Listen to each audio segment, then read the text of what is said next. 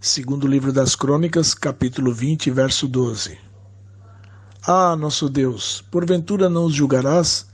Porque em nós não há força perante essa grande multidão que vem contra nós, e não sabemos o que faremos. Porém os nossos olhos estão postos em Ti. No texto, se você for ler do verso 1 até o verso 22, por exemplo, você vê que uma grande multidão se levanta contra o povo de Judá. Nesse período, Josafá é rei de Judá. Josafá, ele é filho de Asa.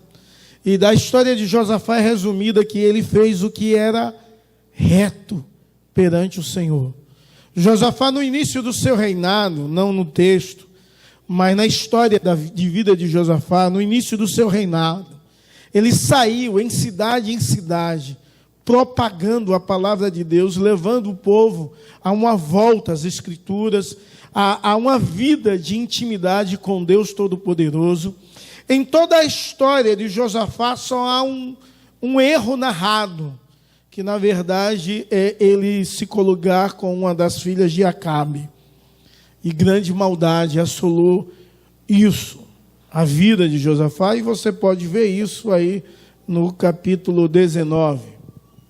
Mas quando você lê esse texto, uma multidão sai contra eles recebem notícia, o povo de Israel e Josafá, que uma grande multidão se levanta. E eles estão muito perto. E ele vai orar a Deus. Josafá no início tem medo, mas ele busca o Senhor. Ele busca a Deus de uma forma maravilhosa. E depois ele se coloca em pé. E quando ele se coloca em pé, ele começa a fazer uma oração. Comprou, tá? O azul. É de Deus.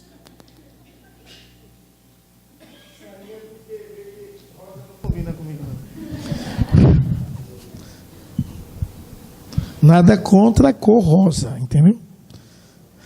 Bom, amados, então ele se põe de pé e faz uma oração diante da congregação. E nessa oração ele é bíblico. Nessa oração está o verso 12 que nós lemos. Mas nessa oração ele é bíblico e ele narra de uma forma muito especial. Ele narra a oração feita no templo, aquele pedaço daquela oração que ele disse: cerrados os céus, de modo que não haja chuva, e se ordenare aos gafanhotos, ou que haja peste, o Senhor disse: o meu povo, que se chama pelo meu nome, se humilhar e orar e me buscar, se converter dos seus maus caminhos, então eu ouvirei dos céus, perdoarei os seus pecados e sararei a sua terra. Ele pega parte dessa oração e diz: Senhor, o Senhor prometeu, e o teu povo está vivendo um momento de luta, de guerra. Ele ora assim a Deus. É interessante que quando ele faz essa oração e diz que os seus olhos estão diante de Deus, o Espírito de Deus age no meio do povo, o Espírito de Deus levanta um profeta, e o Espírito de Deus fala por boca do profeta, diz: não temais, porque a peleja não é vossa, mas é minha.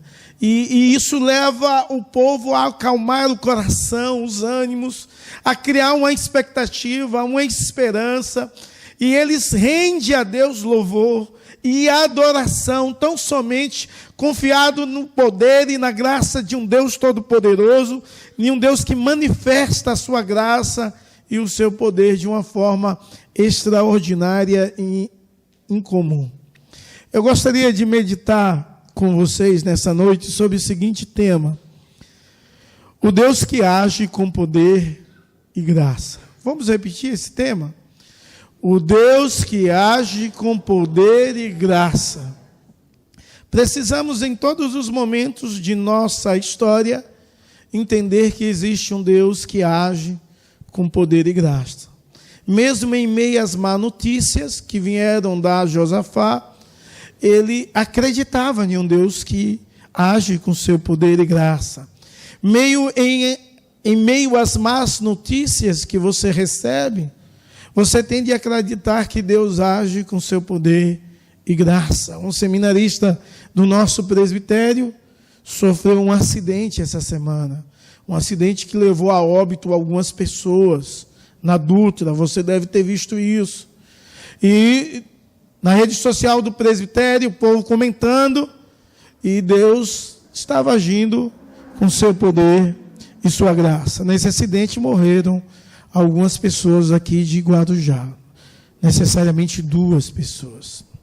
Mas Deus é aquele que age com poder e graça em meio a qualquer notícia ruim ou qualquer notícia terrível. Deus pode mudar, Deus pode reverter, Deus pode abençoar, Deus pode acalmar a tempestade, Deus pode fazer um milagre, Deus pode agir, e agir de uma forma tremenda e poderosa.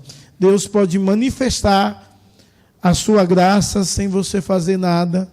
Deus pode manifestar o seu poder sem ao menos você lutar. Porque o povo de Israel, nesse texto, eles vencem uma guerra sem lutar. Na verdade, é retrato de muitas outras guerras que o povo de Israel venceram somente confiando no poder de Deus. A igreja do Senhor Jesus é convidada a entender que existe um Deus que age com poder e graça, e você precisa confiar em Deus em todos os momentos da vida. E, infelizmente, em alguns momentos de tribulação, nós nos sentimos como Josafá se sentiu, sem saber o que fazer. Em alguns momentos de dificuldades, podemos até não saber o que fazer, nem que decisão tomar, qual o rumo, qual a direção a ser tomada, mas precisamos, em nome de Jesus e para a glória do Senhor, precisamos aprender como igreja do Senhor e Salvador Jesus Cristo. Precisamos aprender a colocar os nossos olhos diante do Deus que age. Deus já agiu na sua vida. Misericórdia, que parece que de ninguém agiu. Deus já agiu na sua vida? Amém. E se Ele agiu na sua vida, Ele pode continuar agindo. Deus já manifestou o poder sobre você e na sua família. Então Ele pode continuar manifestando. Deus já fez milagres na sua casa e na sua vida. Então Ele pode continuar fazendo. Em meio às más notícias que você recebe, você precisa aprender a confiar no Deus Todo-Poderoso, no Deus gracioso, nos Deus que nos trata não como nós merecemos, mas nos Deus que nos ama e age com favor sobre as nossas vidas. Meus amados, em primeiro lugar, eu gostaria que você atentasse para esse Deus gracioso, pensando o seguinte: por mais que os nossos inimigos sejam muitos, Deus pode nos livrar. Por mais que os nossos inimigos sejam muitos, Deus pode nos livrar. Se levantam 3 nações, no verso 1 diz, 3 nações contra o povo de Judá. No verso 2, quando traz a notícia a Josafá, há uma descrição que grande multidão. E ainda no verso 2 diz, essa grande multidão, ela está em Egidim, ela está muito perto. Então o que está acontecendo? Esse homem recebe uma notícia, não é uma nação, são 3 povos, se levantam contra ele, e ele recebe a notícia que é uma grande multidão, e que eles estão na beira, bem próximo à cidade de Jerusalém. Não há muito a fazer. É um ataque repentino. É claro que as guerras entre nações nos nossos dias raramente ocorrem desse tipo. As guerras entre nações nos nossos dias começam ameaças, depois estoura a guerra. E não é algo de repente, é algo que as nações esperam. Mas naquele período não. As guerras se estouravam de repente. Você estava vivendo um momento de paz e tranquilidade, de repente um exército vinha contra aquela cidade. Estava à porta daquela cidade, e a cidade precisava se armar o quanto antes para guerrear. Mas é claro que em nossas vidas, as guerras não avisam quando vai chegar. Ninguém aqui sabe quando é que vai passar por um momento de tribulação. Quando estoura o negócio, você fica sem saber o que fazer. Mas para acentuar mais, imagine uma luta tão grande, uma guerra tão grande, que possa atingir 3 áreas da sua vida. E você pode pensar em 3 áreas. Eu pensei em 3 áreas. Uma guerra que possa atingir a sua família, uma guerra que possa atingir a sua saúde, e uma guerra que possa atingir as suas finanças. E vem de repente. O que você faz? O que você faz? Inicialmente, a atitude de Josafá, bem natural, é de ter medo. E todos nós, diante de grandes desafios, temos medo. Medo é um sinal que você não confia em você mesmo. Ele não parou no medo que o impedia de fazer alguma coisa. Ele teve medo, o verso 3 diz isso. Mas ele não parou daí. Ele tomou uma posição maravilhosa de buscar a Deus de uma forma extraordinária. Como você tem reagido em meio às lutas e às dificuldades que são tantas e vêm de todos os lados? Como você tem reagido? Ouço histórias que são tristes. Pessoas são atacadas não em 3 áreas, mas em muitas áreas. De forma terrível e rápida. Como eram as guerras naqueles momentos. Vinham de repente destruindo e saqueando tudo. Muitas vezes o nosso inimigo, é claro, por permissão do nosso Deus, vem com sua fúria e ataca em várias áreas das nossas vidas. Com o intuito de roubar, saquear a alegria, a paz, a felicidade e muitas outras coisas.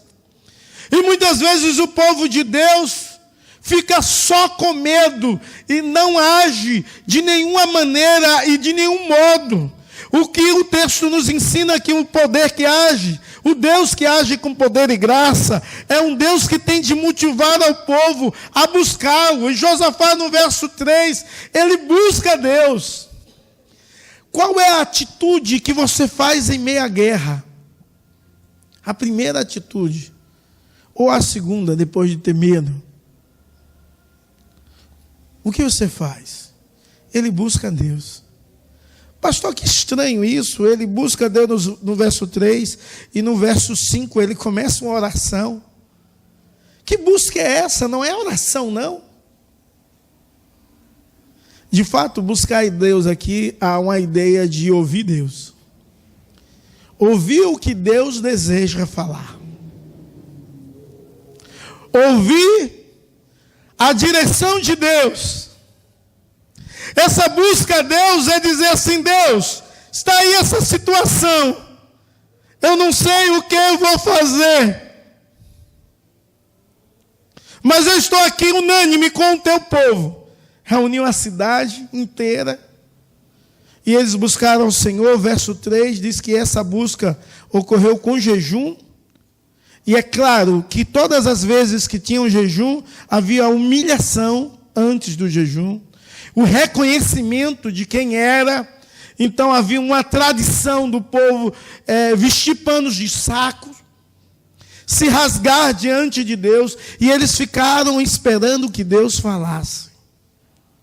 Sabe, você consegue esperar Deus em meio às lutas?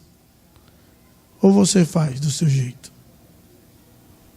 Você consegue parar para ouvir Deus, se humilhar diante de Deus e, como um bom cristão presbiteriano, jejuar? E esperar o que Deus faça? Qual será a manifestação de Deus? Ou você procura meios para resolver a sua situação? Ou você procura pessoas para resolver a sua situação. É claro que ele reuniu o povo, porque não era uma guerra dele. Mas ele não reuniu o povo para, vamos sair à guerra. Não! Ele reuniu o povo para buscar ao Senhor. Você tem buscado a Deus? Você tem esperado a resposta de Deus? Você tem sido direcionado por Deus? As guerras só se vencem quando nós esperamos e nos rendemos diante de um Deus gracioso, que tem todo o poder, e entendemos que Ele é soberano, e Ele que tem de fazer da forma certa, do tempo certo. Então eles esperam, irmãos. Parece uma atitude louca, em meio a uma guerra à porta, uma multidão de gente esperando, se humilhando diante do Senhor e jejuando. Parece algo insano, mas é algo cristão, é algo divino, e Deus é glorificado com isso. Meus amados, precisamos aprender a esperar em Deus, e aprender a nos derramar diante de Deus, e aprender a jejuar. Sabe, irmãos, precisamos aprender a jejuar continuamente sobre várias coisas que assolam as nossas vidas. Precisamos ter abstinência de algo, ou abster-se de algo, de um vício seu, por exemplo. Parar para buscar o Senhor. Imagine você que usa um celular aí 5 horas ao dia. Não estou sendo exagerado, estou? Não estou não, né? 5 horas ao dia. É pouco, é, Camila? Imagine você ficar sem o celular 5 horas e buscar o Senhor em jejum. 5 horas. E esperar em Deus, ouvir Deus. Amém. Eu sei que muita gente, irmãos, ora, até ora, quando estão passando por lutas. Mas não espera Deus agir. Não espera ouvir Deus. Conversa, Deus, eu estou vivendo assim e tal. Age, Deus, transforma, liberta, restaura em nome de Jesus. Amém. Eu vou ver o que eu tenho para fazer. É assim que o povo faz. Tem de esperar. Por isso que ele busca a Deus no verso 3 e faz uma oração no verso 5. Porque no verso 4, ele acaba aquele momento de busca a Deus, e Deus não tinha respondido nada. Então qual é a atitude que ele faz? Vamos orar, para ver se Deus responde. E ele começa uma oração, coloca todo mundo em pé, em prontidão, e é todo mundo unido naquela oração. Oração essa que Josafá faz com muito fervor, como rei de Judá. Ele começa a orar e todo mundo unânime ali naquela oração, diante de Deus. Eles ficam em prontidão para ver Deus agir ou ouvir Deus. Ainda não faz nada. E o exército continua vindo. Mas ainda eles não fazem nada. Você acha que o jejum é um negocinho assim? 10 minutinhos de jejum? Essa busca dura assim 10 minutos ou 5 horas, como eu propus a você? Imagine que isso seja 2 dias. Ou um dia inteiro de jejum e de humilhação, reconhecimento das suas fragilidades e necessidades, que o texto nos ensina sobre isso, e o texto expõe o que eles confessavam diante de Deus. Eles confessavam as suas fraquezas, eles diziam a Deus: estamos com medo, não há força para lutarmos contra esse povo, não sabemos o que fazer, mas os nossos olhos estão postos em Ti. Então, nesse momento, eles confessaram a sua necessidade de Deus. Eles disseram, não dá para lutar, não tem condição. A multidão é muito grande, iremos perder essa batalha. Eles disseram assim, não temos força, estamos com medo e não sabemos o que fazer diante de tudo isso. E buscamos o Senhor, esperamos no Senhor, mas continuamos esperando, porque os nossos olhos estão postos em Ti. O que ele está dizendo? O Senhor ainda não se manifestou falando e dando direção. Nós iremos continuar esperando no Senhor. Os nossos olhos estão postos em Ti. Não sabemos como resolver essa situação, mas Tu és o Deus que pode mudar toda e qualquer situação. Iremos olhar para o Senhor e esperar de Deus a solução. Você faz isso? Espera de Deus a solução. Reconhece quem você é, como você está. Espera de Deus a solução para tudo isso. Enquanto Josafá ora, há uma manifestação maravilhosa do Espírito. O Espírito Santo aparece para ajudar todo Judá. Como hoje, nos nossos dias, o Espírito Santo aparece para nos ajudar, para nos fortalecer, para encorajar as nossas vidas, traz à nossa memória uma palavra de esperança, nos dá força. Ele está conosco todos os dias, é promessa de Jesus, até a consumação do século, Ele está aqui, Ele anda com você. Naquele momento o Espírito Santo apareceu, usando um profeta dele. E o Espírito Santo vem e usa um profeta. E só a partir daí eles ouvem Deus e vão fazer algo. E o que eles fazem é só obedecer a Deus. Deus diz bem assim, a luta não é tua, mas é minha. Vamos ler o verso 15 em uma só voz, em nome de Jesus. E disse: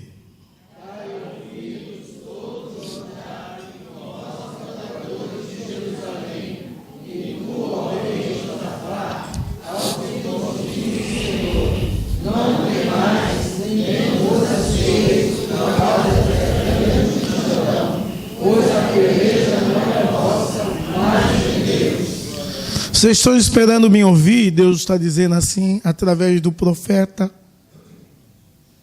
Então dai ouvidos o que eu tenho a dizer. E no que ele tem a dizer é que o povo se acalme. Porque a guerra não é do povo, mas é de Deus.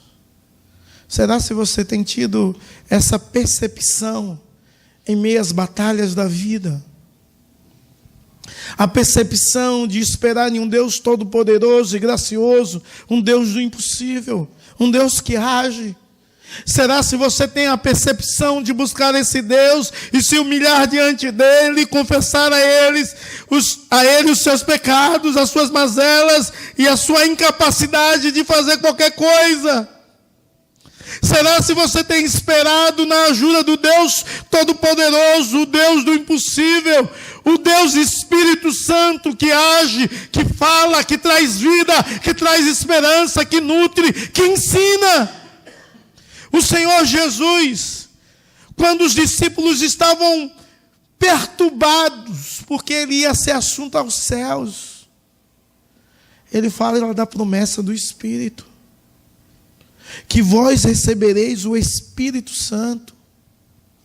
Meus amados irmãos, e aquilo era o bastante, porque era o Deus presente em cada vida, em cada pessoa, que são escolhidos de Deus, estaria o próprio Deus dentro de cada um.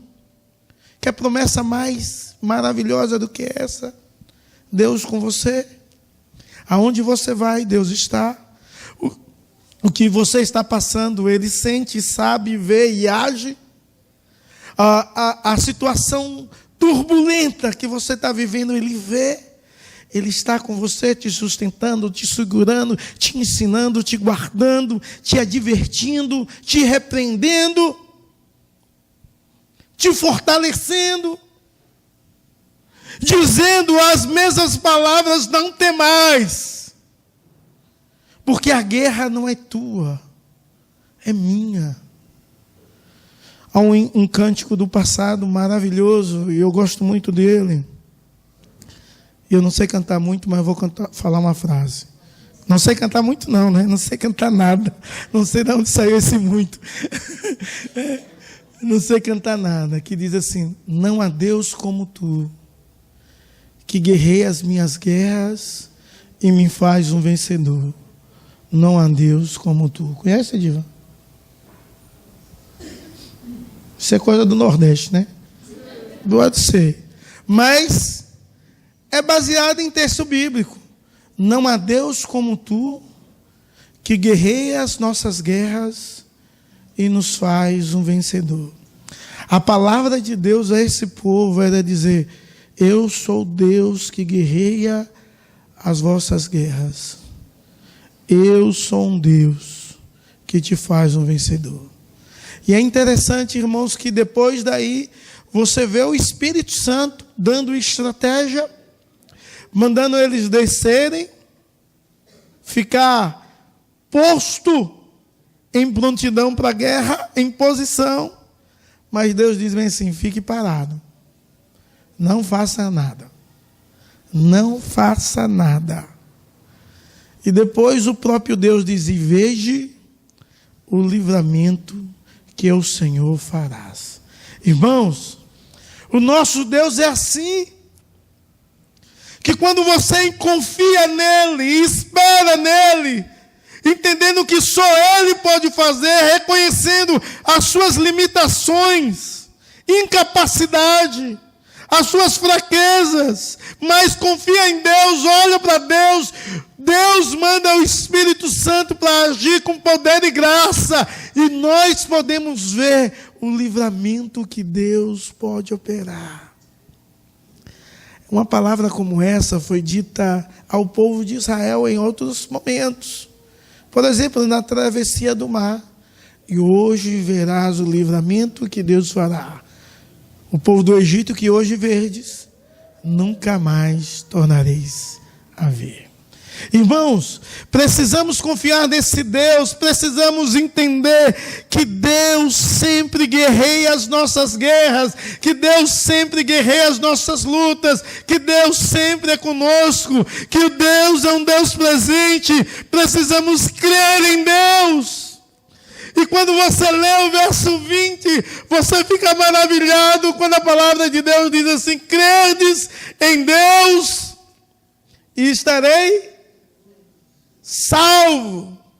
Credes em Deus, confie no poder de Deus, acredite na manifestação da sua graça, acredite no Deus gracioso e sereis salvos. O que Deus diz é: não faça do seu jeito, que você acha que vai melhorar a situação. O que Ele está dizendo assim: crê em Deus. Creia em Deus e sereis salvos. E ele usa um outro termo no verso 20 que os pastores pentecostais gostam muito, que diz assim: crerdes nos vossos profetas e prosperarei. E é verdade.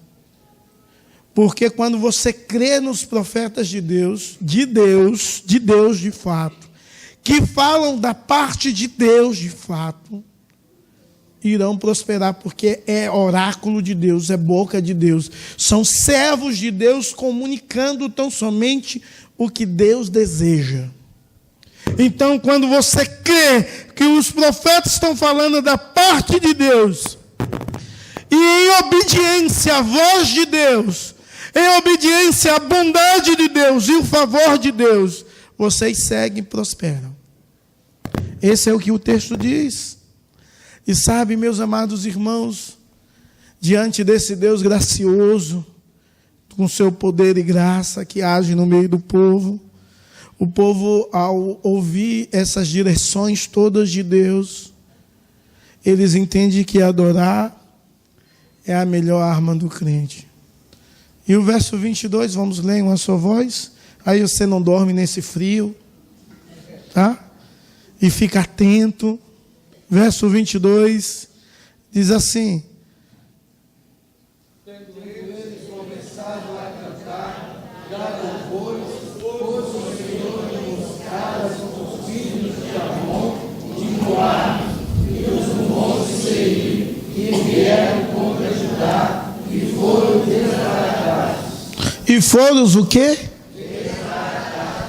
Sabe o que o povo fez diante dessa bondade de Deus? Eles adoraram a Deus.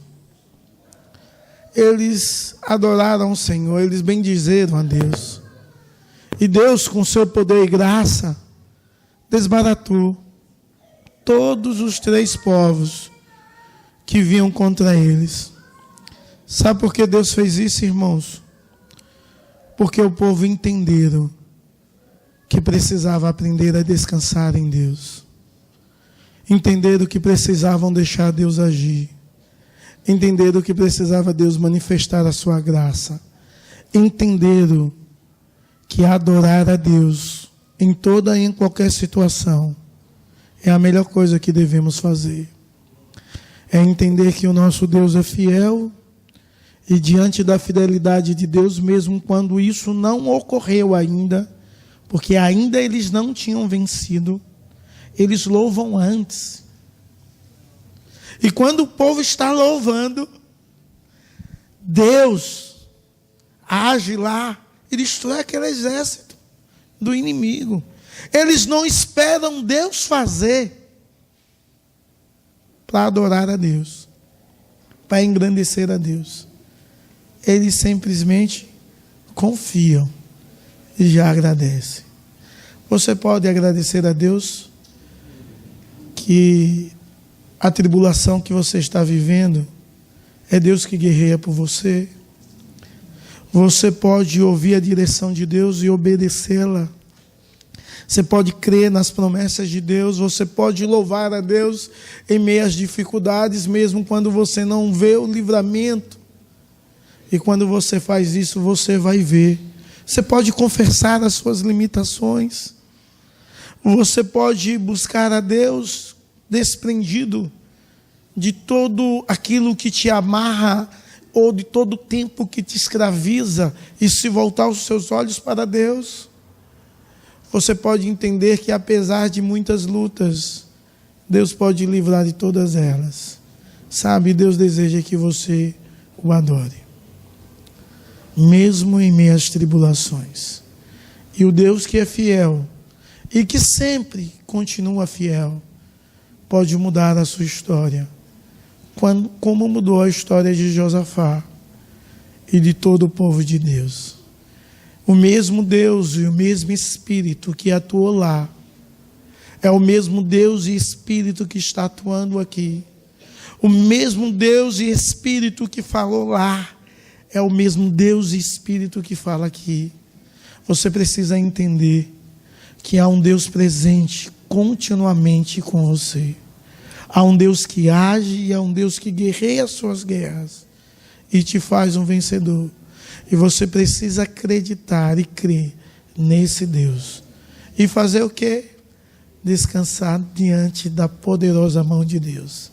Fique quieto e espere e veja o grande livramento que Deus pode operar em sua vida. O Senhor Jesus, Ele morreu para que Ele pudesse te dar esperança de salvação. Ele morreu para que você pudesse entender que nele há salvação e que nele há vida eterna e que Ele tem todo o poder para mudar todas as coisas, inclusive a morte, a qual Ele venceu. Ele pode mudar a sua história. Ele pode transformar a sua vida. Ele é o Deus que vê, que age, se manifesta. Ele é o Deus que se relaciona. E Ele é o Deus que deseja ser louvado e adorado na beleza da sua santidade. Por mais que os seus olhos não contemplaram, você deve ter fé e deve crer. Porque a fé em Jesus Cristo é a firme certeza das coisas que não se veem, mas convicção de fatos que se espera. Então, quem espera Deus agir, quem espera Deus agir com seu poder gracioso, adora ao Senhor.